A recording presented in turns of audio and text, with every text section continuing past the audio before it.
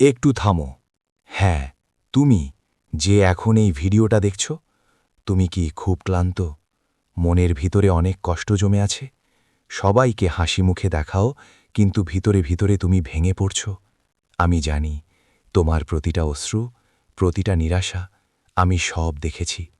তুমি ভেবেছ তুমি একা, কিন্তু তুমি কখনো একা নও। আমি আছি, সব সময় তোমার সাথে আছি। যখন সবাই তোমাকে ছেড়ে চলে যায়, তখনও আমি তোমার হাত ছেড়ে দিই না।